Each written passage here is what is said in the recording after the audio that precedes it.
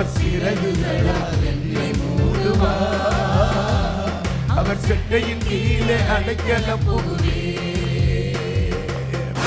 சோதித்து அறிகிறார். நீ எனக்கு பயப்படுறவன்பா, நீ எனக்கு கீழ்ப்படுகிறவன்பா, என் சொல்லுக்கு அப்படியே கீழ்ப்படுகிறவன். இங்க வா ஆபிரகாமே, இங்க வா, உன் சந்ததி முழுவதும் ஆசீர்வதிப்பேன்.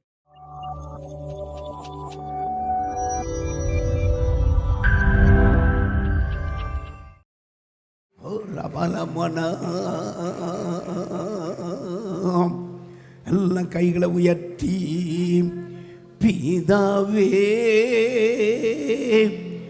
ஆராதிக்கின்றோ, இயேசுவே ஆர்ப்பரிக்கின்றோ, ஆவியானவரே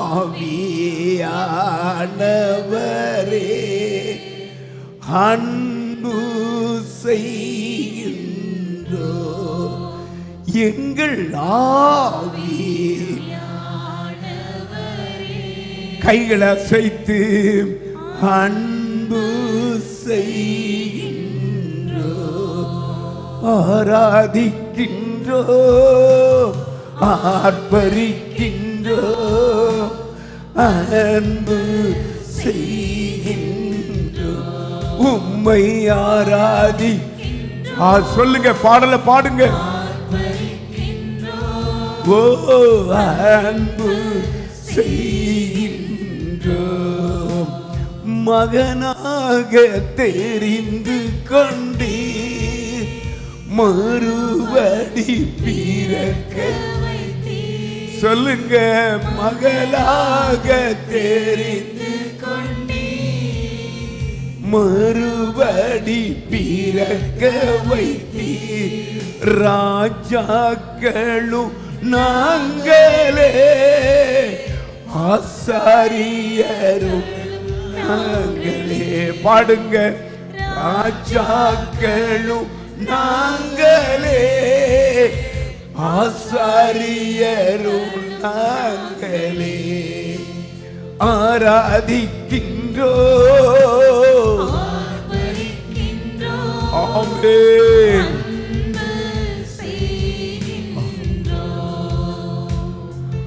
உம்மை ஆராதிக்கின்றோ,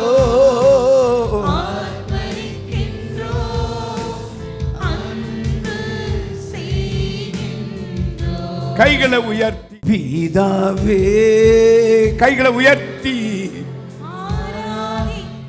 உம்மையே ஆராதிக்கின்றோம். இயேசு ராஜா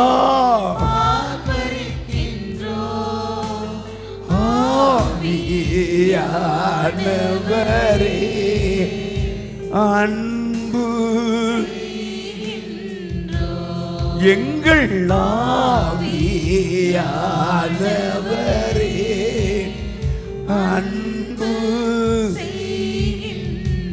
ரெண்டு கைகளை உயர்த்தி உம்மை ஆராதிக்கிற ஆண்டவரே, இயேசுவை ஆராதிக்கிறோம், இயேசுவை ஆராதிக்கிறோம், இயேசுவை ஆராதிக்கிறோம், இயேசுவை ஆராதிக்கிறோம். அனைத்தையும் செய்து முடிக்கும் ஆற்றல் உள்ளவரே, நீ நினைத்தது ஒரு நாளும். சத்தத்தை உயர்த்தி, அனைத்தையும் செய்து முடிக்கும் ஆற்றல் உள்ளவரே, நீ நினைத்தது ஒரு நாளும் தடைபடாதையா. நீர் முடிவெடுத்தால் யார்தான் மாற்ற முடியும்? நீர் முடிவெடுத்தால் யார்தான் மாற்ற முடியும்? எனக்கென முன் குறித்த எதையுமே எப்படியும் நிறைவேற்றி முடித்திடுவே. சிரித்த முகத்தோடு சொல்லுங்க,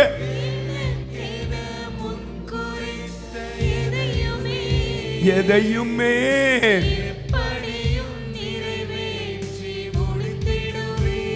கை உயர்த்தி உமக்கே ஆராதனை.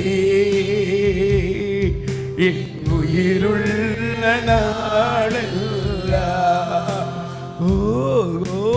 உமக்கே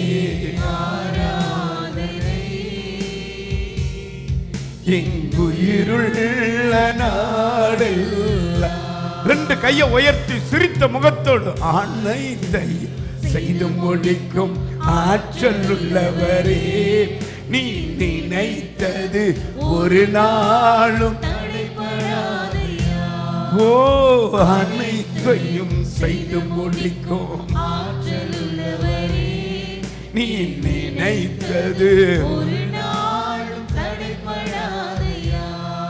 நான் எம்மாத்திரம் ஒரு பொருட்டாய் எண்ணுவதற்கு சொல்லுங்க. நான் எம்மாத்திரம், நான் ஒரு குப்பை ஆண்டவரே, ஒரு தூசியப்பா, ஒரு செத்த நாய் ஆண்டவரே, தெல்லு புழு.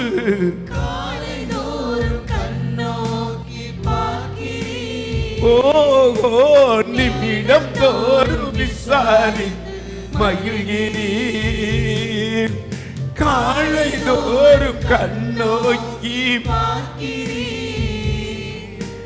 நிமிடம் தோறும் விசாரித்து மகிழ்கிறீர்.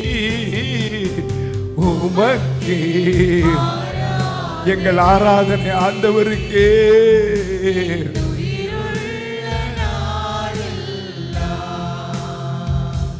உமக்கே ஆராதனை என் உயிருள்ள நாளெல்லாம் அனைத்தையும் செய்து முடிக்கும் நீ நினைத்தது ஒரு நாளும் அனைத்தையும் செய்து முடிக்கும் ஆமென்.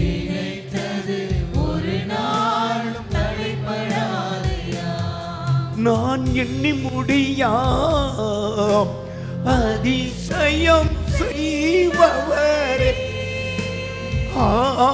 நான் எண்ணி முடியாம் அதிசயம் செய்பவரே, காயப்படுத்தி கட்டுப்போடும் கர்த்தரே, என்னை அடித்தாலும் அணைக்கின்ற என் தகப்பன், காயப்படுத்தி கட்டுப்போடும் என்னை அடித்தாலும் அணைக்கின்ற அன்பரே,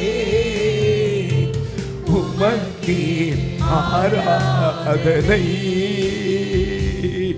என் உயிருள்ள கோலே பரே கோலே பரே லபுல ஹபுல ஹதுல ஹௌரா ஹபுல மீகபா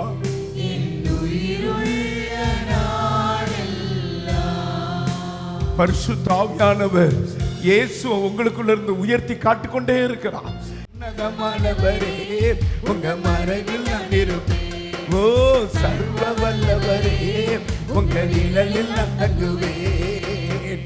நீரே என் அடைக்கலம், நீரே என் கோட்டை, நீரே என் தேவன், நான் நம்பி இருக்கிறவர். நீரே என் அடைக்கலம், நீரே என் கோட்டை, நீரே என் தேவன், நான் நம்பி இருக்கிறவர். உன்னதமானவர், உங்க மறைவில் நான் இருப்பேன். ஆமென். ராஜா உன்னதமானவர் தெய்வம். ஆமென்.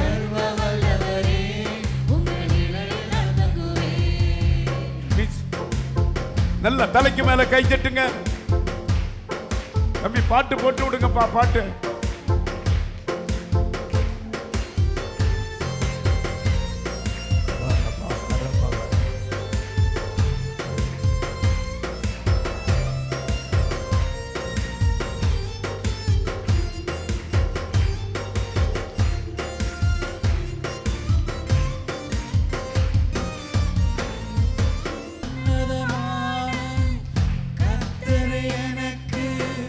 தாபரமாக்கி கொண்டதால் உன்னதமான கர்த்தரை எனக்கு தாபரமாக்கி கொண்டதால் பொல்லாப்பு நேரிடாது, வாதையும் அணுகாது, தீங்கு என்னை தொடாது. பொல்லாப்பு நேரிடாது, வாதையும் அணுகாது, தீங்கு என்னை தொடாது. கைதட்டி பாடுங்க. அவர் சிறகுகளால் என்னை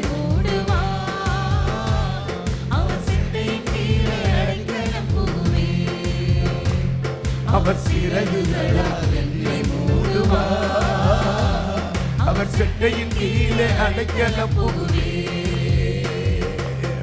நீரே என் அடைக்கலம், நீரே என் கோட்டை, நீரே என் தேவன், நான் நம்பி இருக்கிறவர். நீரே என் அடைக்கலம், நீரே என் கோட்டை,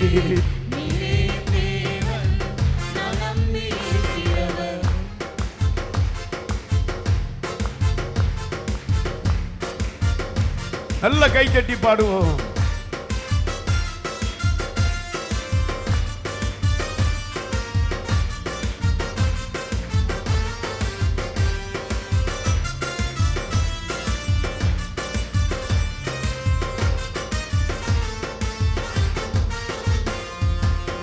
வேடனின் கண்ணிக்கும் பாலாக்கும் நோய்க்கும் என்னை தப்புவித்தாரே.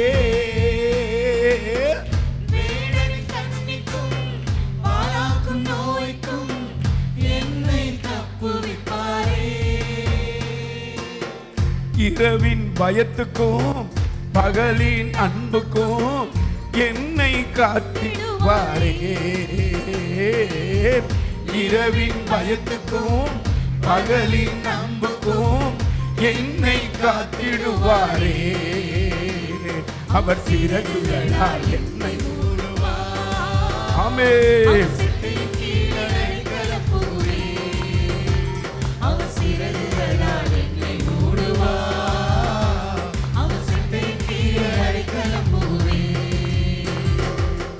நீரே என் அடைக்கலம், நீரே என் கோட்டை, நீரே என் தேவன், நான் நம்பி இருக்கிறவர். நீரே என் அடைக்கலம், நீரே என் கோட்டை, நீரே என் தேவன், நான் நம்பி இருக்கிறவர். உன்னதமானவரே, உங்க மறைவில் நான் இருப்பேன். சர்வ வல்லவரே, உங்க நிழலில் நான் தங்குவேன். உன்னதமானவரே, உங்க மறைவில் நான் இருப்பேன். சர்வ வல்லவரே, உங்க நிழலில் நான் தங்குவேன். வழிகளில் எல்லாம் என்னை காக்க தூதரை அனுப்பிடுவார். வழிகளில் எல்லாம் என்னை காக்க தூதரை அனுப்பிடுவார். பாதம் கண்ணில் மோதாத படிக்கு கைகளில் ஏந்தி கொள்வார்கள். பாதம் கண்ணில் மோதாத படிக்கு கைகளில் ஏந்தி கொள்வார்கள்.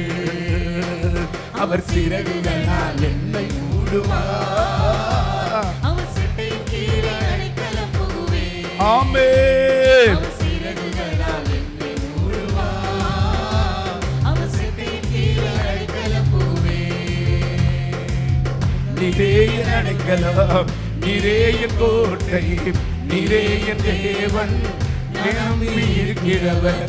நீரே என் அடைக்கலம், நீரே என் கோட்டை, நீரே என் தேவன், நான் நம்பி இருக்கிறவர். உன்னதமானவரே, உங்க மறைவில் நான் இருப்பேன். ஆமென். சர்வ வல்லவரே, உங்க நிழலில் நான் தங்குவேன். ஓ உன்னதமானவரே, உங்க மறைவில் நான் இருப்பேன். சர்வ வல்லவரே, உங்க நிழலில் நான் தங்குவேன். ஹல்லேலூயா.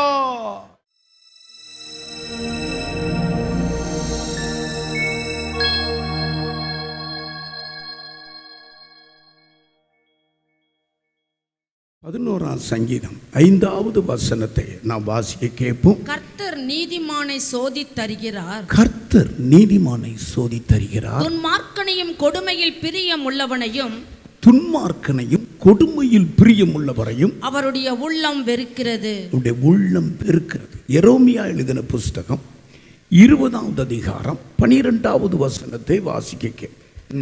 ஆனாலும் நீதிமானை சோதித்தறிந்து உள்ளந்திரியங்களையும் இருதயத்தையும் பார்க்கிற சேனைகளின் கர்த்தாவே. பாருங்க, ரொம்ப அற்புதமா இருக்கும். ஹல்லேலூயா. உள்ளிந்திரியங்களையும் இருதயங்களையும் பார்க்கிற சேனைகளின் கர்த்தாவே, நீர் அவர்களுக்கு நீதியை சரி கட்டுகிறதை காண்பேனாக. என் காரியத்தை உம்மிடத்தில் சாட்டிவிட்டேன். கர்த்தர் நீதிமானை சோதித்தறிகிறார். பாருங்க அருமையான கர்த்தருடைய பிள்ளைகளே, கர்த்தர் நீதிமானை சோதித்தறிகிறார். துன்மார்க்கரையும் கொடுமையில் பிரியப்படுகிறவர்களையும் உள்ளம் வெறுக்கிறது. ஆண்டவருடைய உள்ளம் வெறுக்கிறது. ஒருவரை நேசித்து அவங்களை சோதித்து அறிகிறார். ஆமீன் சொல்லுங்க. அதே நேரத்தில் எரோமியா சொல்லுகிறார், நீதிமானை சோதித்து உள்ள இருதயங்களையும், உள்ளுக்குள்ள இருக்கிற இருதயங்களையும் பார்க்கிறாராமா. கையை உயர்த்தி ஒரு உள்ள இருதயங்களையும் பார்க்கிறார். நீதிமான் நீங்க தான். ரோமருக்கு எழுதின புஸ்தகம் 8வது அதிகாரம் 30வது வசனத்தில் யார் அழைத்தாரோ அவரை நீதிமானாக்கி இருக்கிறார். யாரை நீதிமானாக்கினாரோ அவளை மகிமைப்படுத்தியும் இருக்கிறார். கையை உயர்த்தி எல்லாரும் அழைக்கப்பட்டவங்க நீங்க தாங்க நீதிமான். படிமா. எவரை முன்குறித்தாரோ அவர்களை அழைத்தும் இருக்கிறார். எவரை அழைத்தாரோ அவர்களை நீதிமானாக்கியும் இருக்கிறார். நீங்க எவர்களை நீதிமானாக்கினாரோ மகிமைப்படுத்தியும் எல்லாம் தலையில கை வைங்க. நான் ஒரு நீதிமான் என்று சொல்லுங்க எல்லாரும். நான் ஒரு நீதிமான், என் குடும்பம் ஒரு நீதிமான். ஹல்லேலூயா. ஆமா, இந்த சபைக்குள்ள நீதிமான்களின் கூட்டம். உட்கார்ந்து கதற, ஆண்டவரே ஏன் இப்படி நடக்கு, ஏன் இப்படி சோதனை, ஏன் இப்படி தீய வார்த்தை, கர்த்தர் நீதிமானை சோதித்தறிகிறார். பாருங்க, கர்த்தர் நீதிமானை நீதிமான்னு தனியா ஒரு கோத்திரத்தை வச்சிருக்கிறாருங்க பூமியில. 50 நீதிமான், 40 நீதிமான், 20 10 நீதிமான் நிமித்தம் அழிக்க மாட்டேன். நீதிமான பார்க்கிறார். நீதிமான்கள் மேல என் கண்ணோக்கமா இருக்கிறேங்கிறார். நீதிமான பரீட்சை வைப்பாரு. +2 பாஸ் ஆயிட்டேன், அந்த குடும்பமே கொண்டாட்டம், பேரன் தாத்தா பாட்டிக்கு கொண்டாட்டம், ஊர்ல இருக்கும் கொண்டாட்டம். ஃபெயில் ஆயிட்டேன், எல்லாருக்கும் திண்டாட்டம். அதான் சொல்லப்பட்டிருக்கிறது, துன்மார்க்கனையும் கொடுமையில் பிரியப்பட வெறுக்கிறார். நல்லா குடிக்கிறான், நல்லா சூதாட்டுறான், நல்லா இருக்கிறான். அதுல என்ன எழுதியிருக்குதுன்னா, தெய்வீக பயம் இல்லாதவன் நல்லா தானே இருக்கான், துன்மார்க்கன் நல்லா தானே இருக்கான். நீங்க நினைக்கலாம் அந்த வசனம் அதுல எப்படி பாருங்க, துன்மார்க்கரையும் கொடுமை பிரியர்களையும் உள்ளம் வெறுக்கிறது. நல்லா கவனிச்சுக்கோங்க. ஆண்டவருடைய உள்ளம் வெறுக்குது. அவருடைய உள்ளம் வெறுத்துட்டாவே ஆகால பாதாளம்தான், அக்னி ஆயத்தமா இருக்காங்கன்னு அர்த்தம். உள்ளம் வெறுக்குது. துன்மார்க்கனை ஆண்டவர் சோதிக்கிறது இல்லை, வெறுக்குது. தெய்வ பயம் இல்லாதவனை கர்த்தர் சோதிக்கிறது இல்லை, வெறுக்குது. வேசி பிள்ளைகளுக்கு சோதனை கிடையாது. நல்லா கவனிங்க. அடிக்கிறதுக்கு திருத்துறதுக்கு ஆள் இல்லை, அப்பா இல்லை. கொடுமையில பிரியப்படுறான் பாருங்க. மனைவியை சித்திரவதைப்படுத்துறான். சின்ன குழந்தைய, பச்சை குழந்தை பிறந்து அப்படி மயக்கத்தில் இருக்கும்போது அப்படி நல்லவளா போய் பிள்ளைய கடத்திட்டு வித்துடுறான். அவன் நல்லா தான் இருக்கான். தாய் தகப்பனை அடிச்சு கொடுமைப்படுத்தி ரோட்டில் போட்டுறான். பெரியார் ஆஸ்பத்திரிக்கிட்ட போய் பாருங்க. இந்த நேரத்தில் சாப்பாடு கொடுக்க வருவாங்க சார், ட்ரஸ்டில் உள்ளவங்க அப்படி வரிசையில் நின்று வாங்குறான். பாருங்க, எங்கள் பிள்ளையால் துரத்தப்பட்ட அவன் நல்லா தான் இருக்கிறான். அவங்க தாய் தான் ஆஸ்பத்திரி முன்னால யாராவது சோறு கொடுப்பான். அவன் நல்லா தான் இருக்கான். கர்த்தர் நீதிமானை சோதித்தறிகிறார். துன்மார்க்கர் கொடுமையில் பிரியப்படவில்லை, உள்ளம் வெறுக்கிறது. தாவீது ஒரு இதை கூர்ந்து பார்க்கிறார். துன்மார்க்க அப்படி செழித்திருக்கிறானா, ஒரு கெடுதி உனக்கு இல்லையா. 73ஆம் சங்கீதம் 3வது வசனத்தை நீங்க வாசிங்க. 3-5 வசனம் வரைக்கும் 73 சங்கீதம். துன்மார்க்கரின் வாழ்வை நான் காண்கையில், துன்மார்க்கருடைய பாருங்க, துன்மார்க்கருடைய வாழ்க்கையை நான் பார்த்துக்கிட்டு இருக்கிற போது வீம்புக்காரராகிய அவர்கள் மேல் பொறாமை கொண்டேன். பொறாம கொண்ட துன்மார்க்கனுடைய வாழ்க்கையை பார்த்து நான் பொறாம கொண்டேன். மரண பரியந்தம் அவர்களுக்கு இடுக்கண்கள் இல்லை. மரண பரியந்தம் உங்களுக்கு இடுக்கங்கள் இல்லை. அவர்களுடைய பலன் உறுதியா இருக்கிறது. அவருடைய பலன் உறுதியா இருக்குது. நரர் படும் வருத்தத்தில் அகப்படார்கள். மனுஷர் அடையும் உபாதியை அடையார்கள்.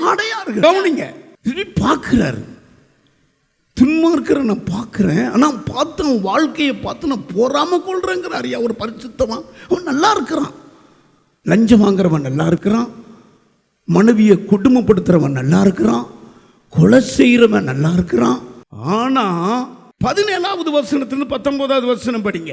அவர்கள் முடிவை கவனித்து உணரும். அந்த துன்மார்க்கருடைய முடிவை நான் கவனித்து உணர்ந்தேன். அது என் பார்வைக்கு விசனமாயிருந்தது.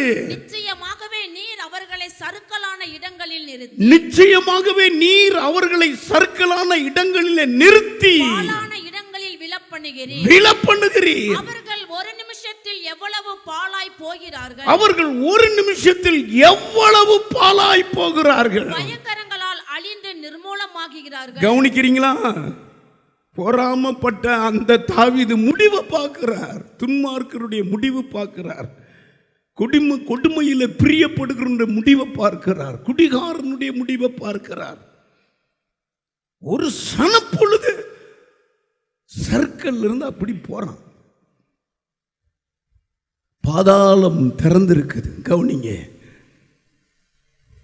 எபிரியருக்கு எழுதின புஸ்தகம் 12வது அதிகாரம் 8வது வசனத்தை வாசித்தா, பேசி பிள்ளைகளுக்கு சோதனை இல்லைன்னு எழுதியிருக்கு. வாசிமா. எல்லாருக்கும் கிடைக்கும் சிச்சை உங்களுக்கு கிடையாதிருந்தால், எல்லாருக்கும் கிடைக்கும் சிச்சை உங்களுக்கு சிச்சை சோதனை கிடையாதிருந்தா, நீங்கள் புத்திரராய் இராமல், நீங்க எனக்கு புத்திரராய் இராம வேசி பிள்ளைகளாய் இருப்பீர்களே. வேசி பிள்ளைகளுக்கு சிச்சை கிடையாது. அடிக்கிறதற்கு தகப்பன் இல்லை, நமக்கு தகப்பன் இருக்கிறார். 5வது வசனம் வாசித்தீங்கன்னா, தேவன் யார் அன்பு கூறுகிறாரோ அவளை சிச்சிக்கிறார். வாசிங்க. அன்றியும் என் மகனே கர்த்தருடைய சிட்சையை அற்பமாக எண்ணாதே. சோதனையை சிட்சையை நீ அற்பமாய் எண்ணாத. அவரால் கடிந்து கொள்ளப்படும் போது சோர்ந்து போகாத. கர்த்தர் எவனிடத்தில் அன்பு கூறுகிறார், எல்லாரும் ஜோர கை தட்டுங்க. கர்த்தர் யாரிடத்தில் அன்பு கூறுகிறாரோ அவனை அவர் சிட்சித்து. எல்லாரும் கைகளை தட்டி ஹalleluya. அன்பு வைக்கிறாருங்க.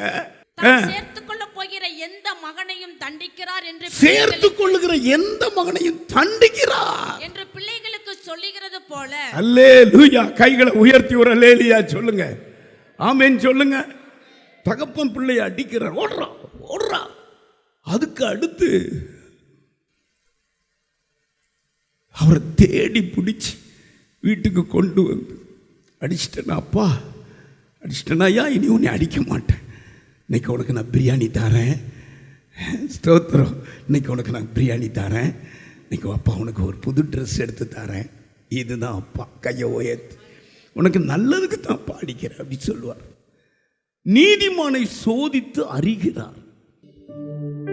கர்த்தர் நீதிமானை சோதித்து அறிகிறார். துன்மார்க்கரையும் கொடுமையில் பிரியப்படுவதையும் உள்ளம் வெறுக்கிறது.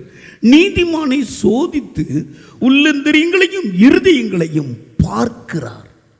நீதிமானை ஸ்பெஷலா வச்சிருக்கிறார். ஹல்லேலூயா. ஆமென் சொல்லுங்க.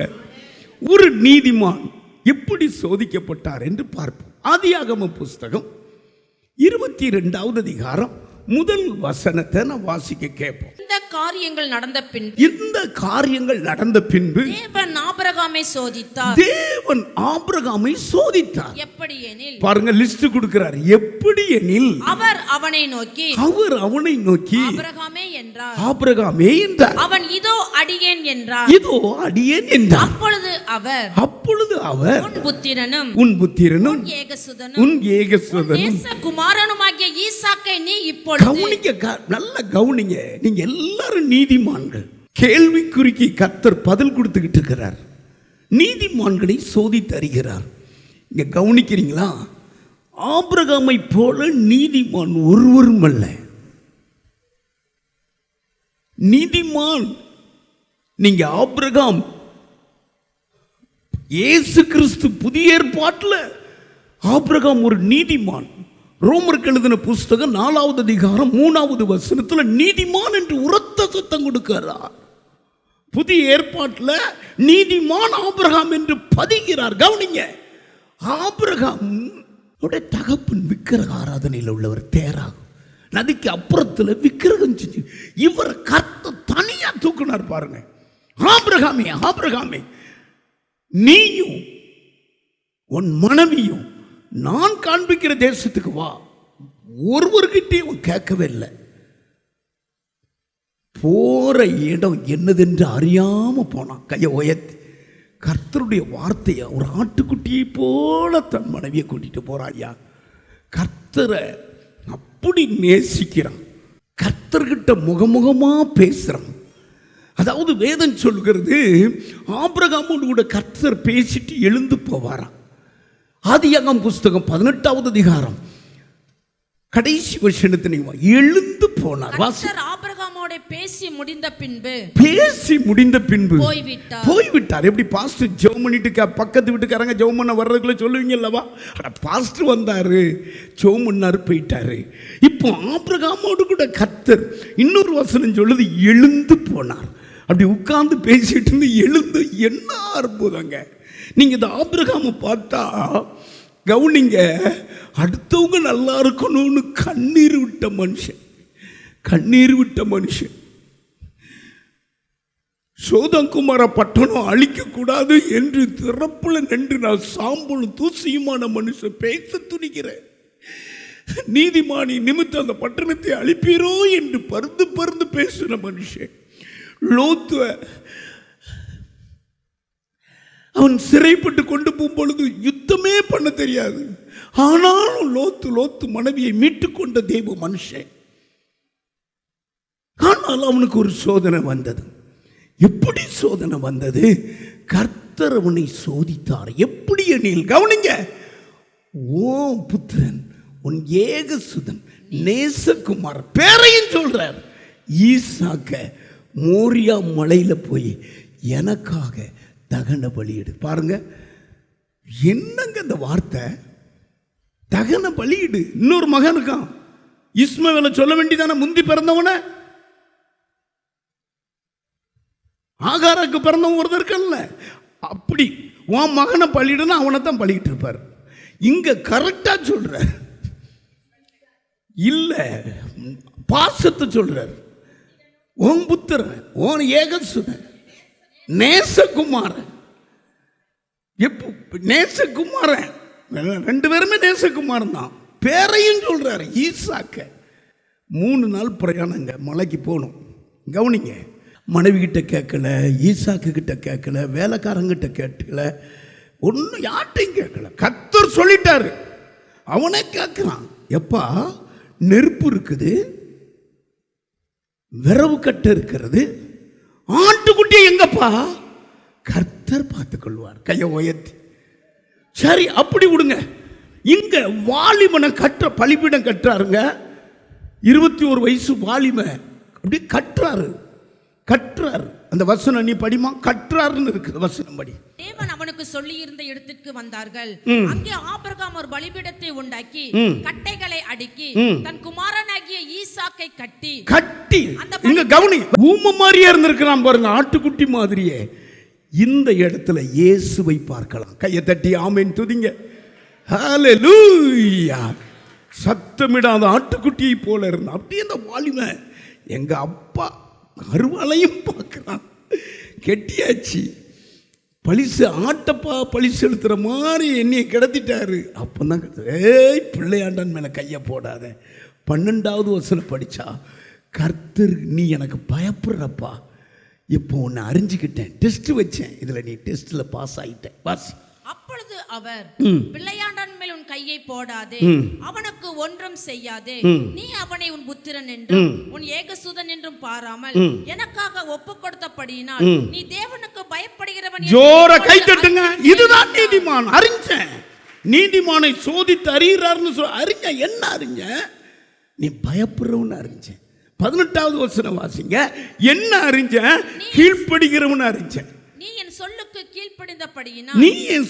கீழ்ப்படிஞ்சபடியினா சந்ததிக்குள் பூமியில் உள்ள சகல ஜாதிகள் எல்லாரும் ஜோர கை. இதாங்க டெஸ்ட். நீதிமானை சோதித்து அறிகிறார். நீ எனக்கு பயப்படுறவன்பா, நீ எனக்கு கீழ்ப்படுகிறவன்பா, என் சொல்லுக்கு அப்படியே கீழ்ப்படுகிறவன். இங்க வா ஆபிரகாமே, இங்க வா, உன் சந்ததி முழுவதும் ஆசீர்வதிப்பேன். உன் சந்ததி பூமியில பலத்து இருக்கும். ஏன்னா நான் உன்னை சோதிச்சுட்டு நீ ஜெயிச்சிட்ட. வாசிங்க 24வது அதிகாரம் 35வது வசனம் ஆதியாகமம். என்னுடைய எஜமான் சீமான், கர்த்தரின் எஜமானை மிகவும் ஆசீர்வதித்திருக்கிறார். அவர் சீமானாய் இருக்கிறார். எல்லாம் ஜோர கை தட்டுங்க. பார்த்தார், சோதித்து பார்த்தார், சோதிச்சு பார்த்தார். கர்த்தர் ஆபிரகாமை சோதித்தார், நீதிமானை சோதித்தார். அவன் ஜெயிச்சிட்டான்.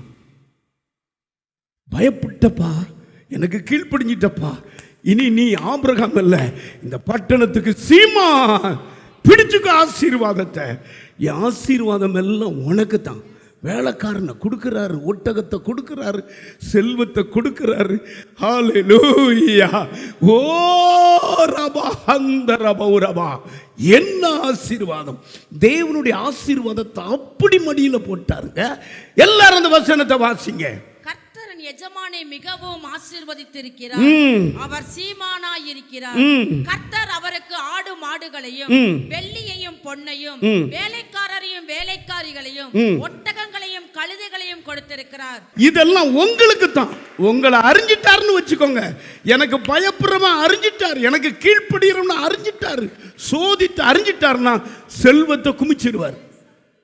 செல்வத்தை நம்ம தேடி போக வேண்டியதில்லை, செல்வம் நம்மளை தேடி வரும். பக்கத்தில் பார்த்து சொல்லுங்க. என் மகா சாராலே பணத்தை நீ தேடி போக வேண்டியதில்லை, பணம் நம்மளை தேடி வரும். செல்வம் நம்ம தேடி போக வேண்டியதில்லை, செல்வம் நம்மளை தேடி வரும். 2 பேர் வாங்கணும். ஒன்று பயப்படுறான், 2 கீழ்ப்படுகிறான். கையை தட்டுங்க. நீதிமானை சோதித்து அறிகிறார். ஆமாம், பூமியில கர்த்தருக்கு ஒரு மனுஷன் பயந்துட்டானோ உயர்த்திடுவாருங்க, உயர்த்திடுவார். பொண்ணா விளங்கிடுவீங்க. ஜீவ கிரீடத்தை தலையில தருவார். யோபு சொல்றார், சோதிக்கப்பட்ட பிறகு நான் பொண்ணா விளங்குவேன். சோதிக்கப்படுறவங்களுக்கு ஜீவ கிரீடத்தை கொடுக்கிறார். 2வது ஒருத்தனை சோதிச்சார். 2 சாமுவேல் 16வது அதிகாரம் 5வது 6வது அதுல இருந்து இந்த வசனத்தை வாசித்தா, நீதிமானாகிய தாவீதை கர்த்தர் சோதிச்சார். 5வது வசனத்துல தாவீது ராஜா பகூரி மட்டும் வந்தபோது, இதோ சவுல் வீட்டு வம்சத்தானாகிய கேராரின் குமாரனாகிய சிமேயி என்னும் பேருள்ள ஒரு மனுஷன் அங்கே இருந்து புறப்பட்டு தூஷித்துக் கொண்டே நடந்து வந்து சகல ஜனங்களுக்கும் சகல பலசாலிகளுக்கும் தாவீதின் வலதுபுறமாகவும் இடதுபுறமாகவும் நடுக்கையில் தாவீதின் மேலும் தாவீது ராஜாவுடைய சகல ஊழியக்காரர் மேலும் கற்களை எறிந்தான். சிமேயி அவனை தூஷித்து, ரத்த பிரியனே, பேலியாளின் மனுஷனே, தொலைந்து போ, தொலைந்து போ. கவுனிங்க, ராஜாவாயிட்டாருங்க. தாவீது ராஜாவாயிட்டார். ஆடு மேய்க்கும் போது சோதனை வரல. சவுலின் வீட்டுக்காரன் ஒருத்தன், சவுலுடைய இரத்த சம்பந்தமான ஒருத்தன், சிமேயி பேரு. ராஜா எருசலேமுக்கு போறார், ஆட்களோடு போறார், ராஜ வஸ்திரம் தரிச்சு போறார். ஒருத்தன் தூசிக்கிறான், கள்ள தூக்கி எறிகிறான். ஒருத்தன் ராஜா பக்கம் வலது பக்கமும் இடது பக்கமும் ஆட்கள், ராஜாவுடைய ஆட்கள் போறாங்க எருசலேம் தேவாலயத்துக்கு. போகும்பொழுது இது நடக்கு. அப்போ செருபாவினுடைய குமாரன் ஒருத்தன் சொல்றான், இந்த செத்த நாயை ராஜாவாகிய உம்மை ஏன் தூசிக்கிறான்? இப்போ சொல்லும், தலையை வெட்டிட்டு வந்துடுற. இப்போ அவர் என்ன சொல்றார் தெரியுமா? உனக்கும் எனக்கும் என்ன? அவன் தூசிக்கட்டும், தூசிக்க கர்த்தர் அனுமதிச்சிருக்கிறார். கீழே வாசி. அப்பொழுது செரியாவின் குமாரனாகிய அபிசாய் ராஜாவை நோக்கி, அந்த செத்த நாய் ராஜாவாகிய என் ஆண்டவனை தூசிப்பானேன், நான் போய் அவன் தலையை வாங்கி போடட்டுமே என்றான். ராஜா என்ன சொன்னாரு? அதற்கு ராஜா, செரியாவின் குமாரரே, எனக்கும் உங்களுக்கும் என்ன? அவன் என்னை தூசிக்கட்டும், தாவீதை தூசிக்க வேண்டும் என்று கர்த்தர் அவனுக்கு சொன்னார். நீங்க 11வது வசனம் வாசித்தா, கட்டளையிட்டார். அவர் என்னை தூசிக்கட்டும்னு அவனுக்கு ஆண்டவர் கட்டளையிட்டு இருக்கிறார். அவன் தூசிக்கிறான். கவனிங்க, இதுதான் சோதனை. கையை உயர்த்தி ஒரு அல்லேலூயா. ராஜாவை சோதிக்கிறாங்க. வேதம் சொல்லுகிறது, சவுல் தாவீதை பார்த்து சொன்னானா, நீ நீதிமான் நீதிமான் என்று சொன்னானா. ஹல்லேலூயா. ஆமா, 24:17 1 சாமுவேல் 24:17 எதிரி சொல்றான், நீ ஒரு நீதிமான். படிமா. தாவீதை பார்த்து, என்னை பார்க்கிலும் நீதிமான், நீ என்ன பார்க்கிலும் நீதிமானப்பா. நீ எனக்கு நன்மை செய்தாய், நானோ உனக்கு தீமை செய்தேன். நீ நீதிமான். எதிரி சொல்றான், அழிக்கிறதுக்கு ஆள் போட்டு. அவனுடைய வேலைக்காரன் தான் சிமேயு. அவன் தூசிக்கிறான், கள்ள தூக்கி எறிகிறான். பேலியாளின் மகனை தொலைந்து பாப்பி, பேலியாளின் மகனை போ, இப்படிதான் நீ சாக போற, அப்படி இப்படின்னு என்னென்னமோ சொல்றான். ஆனா கர்த்தருடைய நீதிமான் அடக்கிக்கிட்டு சொல்றான், கர்த்தர் அனுமதிச்சிருக்கிறார். 2 கைகளை உயர்த்தி யோபு அப்படித்தான் சொல்றார், கர்த்தர் அனுமதிச்சிருக்கிறார். ஹல்லேலூயா. எத்தனை பேர் அப்படி சொல்ல போறீங்க? இது வந்து டெஸ்ட் வச்சார். இவன் அவனை கொண்டு போட்டுருவானா, இல்லை டக்குன்னு என்னடா சிமேயு அவன் தலை எனக்கு வரட்டும், தாம்பளத்தில் வரட்டும்னு ஏறது சொன்ன மாதிரி சொல்லுவானா நினச்சாரு. அப்படி சொல்லாமல் இது கர்த்தர் அனுமதிச்சிருக்கிறார், கர்த்தர் கட்டளையிட்டிருக்கார். அப்படி சொன்னதுனால நாத்தான் வேலை கூப்பிடுறார். டெஸ்ட் எப்படி ஜெயத்தை பாருங்க. நாத்தான் வேலை கூப்பிட்டு சொல்றாரு, தாவீது ஆலயத்தை இனி அவன் தான் கட்டுவான், அவனுடைய சிங்காசனம் இனி அழியவே அழியாது. 2 சாமுவேல் எழுதின புஸ்தகம் 7வது அதிகாரம். அன்று ராத்திரியிலே கர்த்தருடைய வார்த்தை நாத்தானுக்கு உண்டாகி, அவர், நீ போய் என் தாசனாகிய தாவீதை நோக்கி, கர்த்தர் சொல்லுகிறது என்னவென்றால், நான் வாசமா இருக்கத்தக்க ஆலயத்தை நீ எனக்கு கட்டுவாய். அடுத்த வசனம். முன்பாக நான் தள்ளிவிட்ட சவுலினிடத்திலிருந்து என் கிருபையை விலக்கினது போல அவனை விட்டு விலக்க மாட்டேன். ஓ, தாவீதை விட்டு என் கிருபையை விலக்கவே மாட்டேன். 16வது வசனம். வீடும் உன் ராஜ்யமும் என்றென்றைக்கும் எனக்கு முன்பாக. எல்லாம் ஜோர கைத்தட்டுங்க பாப்போம், ஜோர கைத்தட்டுங்க. ஆலயத்தை நீ தாம்மா கட்டுவ. அதாவது சவுலை விட்டு நான் கிருபை எடுத்தது போல உன்னை விட்டு நான் எடுக்கவே மாட்டேன் சொல்லிட்டார். உன் ராஜ்யம் என்றென்றைக்கு நிற்கும். இங்க பாரு, நான் உனக்கு ஆலயத்தை கட்ட தங்கத்தை கொடுக்கிறேன், வெள்ளியை கொடுக்கிறேன், செல்வத்தை கொடுக்கிறேன், கட்டு. உன்னை நான் நம்பிட்டேன். கையை உயர்த்து, ஒன்னு நம்பிட்டேன். ஆலயத்தை கட்டுறதுக்கு செவருக்குள்ளெல்லாம் செவர பூரா தங்கத்தால நிரப்பு. 1 நாளாகமம் புத்தகம் 29வது அதிகாரம். அந்த வசனத்தை நீங்க வீட்டில் போய் வாசி பாருங்க. 1ல இருந்து நீங்க வாசித்தா தாவீது சேர்த்து வச்சாராம். 4வது வசனம் வாசிங்க. அறைகளின் சுவர்களை மூடுவதற்காகவும் பொன் வேலைக்கு பொன்னையும் வெள்ளி வேலைக்கு வெள்ளியையும். நீங்க 2வது வசனம் 3வது வசனம், திரளான செல்வத்தை இந்த தாவீதுக்கு கர்த்தர் கொடுத்தாராம். திரளான பொன்ன வெள்ளிய தாவீதுக்கு கொடுத்தாராம். அதுக்கு முன்னால டெஸ்ட் வச்சார், அதுல பாஸ் ஆயிட்டான். கையை உயர்த்தி ஆமீன் சொல்லுங்க. அன்னைக்கு அவன் கொலகாரன் ஆகல, எதிரிய டப்புன்னு போடல, ஒரு போடு ஒத்துக்கிட்டார். கர்த்தர் கட்டளையிட்டு இதை கர்த்தர் பார்த்தார். ஆகா, இவனை வச்சு தான் ஆலயத்தை கட்டணும். ஆமீன் சொல்லுங்க. இவனை வச்சு தான் ஆலயத்துக்கு இவன் கையில் பணத்தை கொடுக்கணும், தங்கத்தை கொடுக்கணும், வெள்ளியை கொடுக்கணும்னு கர்த்தர் நினைச்சிட்டார். செல்வமும் வெள்ளியும் கர்த்தருடையது. ஆகாய் 2:8 சொல்லப்பட்டிருக்க, பொண்ணு என்னுடையது, வெள்ளி என்னுடையது. ஆகையினால நீங்க வெள்ளிக்கு பொண்ணுக்கு அங்கங்க அலைய வேண்டியதில்லை. உண்மையா இருங்க, கர்த்தர் சோதிக்கிறார், பொறுமையா இருங்க. சோதித்து அறிஞ்ச உடனே உங்க மடியை நிரப்பிடுவார். கையை உயர்த்து. ஆகாய் 2:8 வாசித்து பார்த்தா வெள்ளி என்னுடையதுன்னு தேவன் சொல்றார். வெள்ளியும் என்னுடையது, பொண்ணும் என்னுடையது. ஜோர கைத்தட்டுங்க. அவர்கிட்ட உண்மையா இருங்க. அவர் சோதிக்கிறாரா? ஸ்தோத்திர ஆண்டவரே, ஸ்தோத்திரம். ஒரு நாளும் ஆண்டவரை நீங்க தூசிக்க கூடாது. உங்க வாயினால உதடுனால் பாவம் செய்யக்கூடாது. கர்த்தர் பேசினார், நீதிமானை சோதித்து அறிவார், துன்மார்க்கரையும் கொடுமை பிரியரையும் உள்ளம் வெறுக்கிறது. அவன் வீட்டை எட்டியே நீங்க பார்க்கக்கூடாது. கர்த்தருடைய பிள்ளைகளாக இருங்க. 3வது, ஒரு நீதிமானை குறித்து நான் பிரசங்கம் பண்றேன். அவர்தான் இயேசு கிறிஸ்து, அவர்தான் நீதிமான். எபிரேயருக்கு எழுதின புத்தகம் 4:15 நீங்க வாசித்தா, எபிரேயர் 4:15 சீக்கிரம் வாசிங்க. குறித்து பரிதபிக்க கூடாத பிரதான ஆசாரியர் நமக்கிராமல் எல்லா விதத்திலும் தம்மை போல சோதிக்கப்பட்ட, எல்லா விதத்திலும் இயேசு சோதிக்கப்பட்ட ஒரு நீதிமான், பாவமில்லாதவராய் இருக்கிற பிரதான ஆசாரியரே நமக்கு சோதிக்கப்பட்டு பாவமில்லாம பரிசுத்தமாய் வாழ்ந்த பிரதான ஆசாரியர். பிலாத்து ஆண்டவரை மரணத்துக்கு ஒப்பு கொடுக்கறதுக்கு ரெடியா இருக்கிறபோது பிலாத்து மனைவி அலறி அடிச்சுட்டு வர்றா, என்னுடைய கணவனாரே, பிலாத்துவே, அரசரே, இந்த இயேசு நீதிமான் என்று கண்ட ராத்திரியில நான் சொப்பனம் பார்த்தேன், ஒண்ணுமே நீ செஞ்சிடாதீர, அவர் நீதிமான். 27 மத்தேயு 27:19 கத்திட்டு ஓடிவாரா, புருஷங்கிட்ட உரிமையாய் சொல்லுகிறா, நீ நியாயம் விசாரிக்க ஒருவர் நிற்கிறாரு, அவர் நீதிமானா வாழ்ந்திருக்கிறார், சோதிக்கப்பட்டார், ஆனால் பாவம் கண்டுபிடிக்க முடியல, அப்படி பரிசுத்தமாய் வாழ்ந்தவர். வடிமா அவன் நியாயஸ்தானத்தில் உட்கார்ந்திருக்கையில் அவனுடைய மனைவி அவரிடத்தில் ஆள் அனுப்பி நீர் அந்த நீதிமானை ஒன்றும் செய்யாத. ஜோரா கை தட்டுங்க. இயேசு நீதிமான், உனக்காக எல்லா சோதனைக்குள்ள தள்ளப்பட்டார், உனக்காகத்தான் அடிக்கப்பட்டார், உனக்காகத்தான் நொறுக்கப்பட்டார், உனக்கு சமாதானத்தை உண்டு பண்ணும் ஆக்கினை அவர் மேல் வந்தது. அவர்தான் நீதிமான், இயேசுதான் நீதிமான்.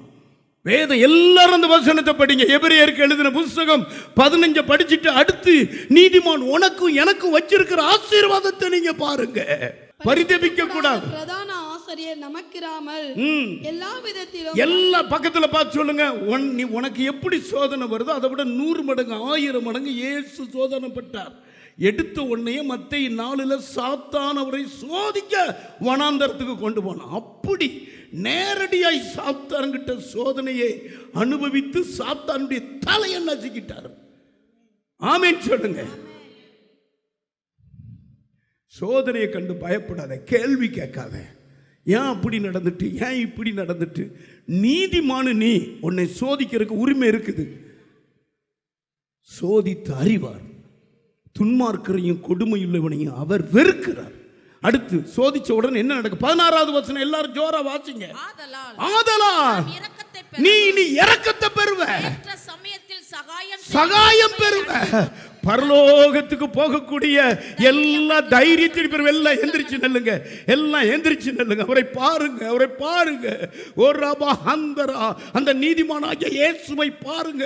உன் பாவத்தை ஏற்றுக்கொண்டார், உன் துக்கத்தை ஏற்றுக்கொண்டார், உன் வியாதியை ஏற்றுக்கொண்டார். அவர் தான். எல்லாம் நல்லுங்க, கையை உயர்த்தி பாருங்க, கண்ணீர் வடிங்க. நீதிமானை அவர் சோதித்தறிகிறார். கொடுமையிலே, ஆமா, துன்மார்க்கரையும் கொடுமையில் பிரியப்படுற உள்ளம் வெறுக்கிறது. எல்லா தலையில கை வச்சு என்னை ஒரு நீதிமான் ஆக்கும், என்னை ஆபிரகாமை போல நீதிமான் ஆக்கும், என்னை தாவீதை போல ஒரு நீதிமான் ஆக்கும். அந்த சுபாவ இயேசுவே சொல்லுங்க, இயேசுவே நீர் நீதிமானப்பா, நீர் எல்லா விதத்திலையும் சோதிக்கப்பட்டீங்க ஆண்டவரே, ஹல்லேலூயா. ஆனாலும் பாவம் செய்யாத பரிசுத்தமா வாழ்ந்தீங்கப்பா.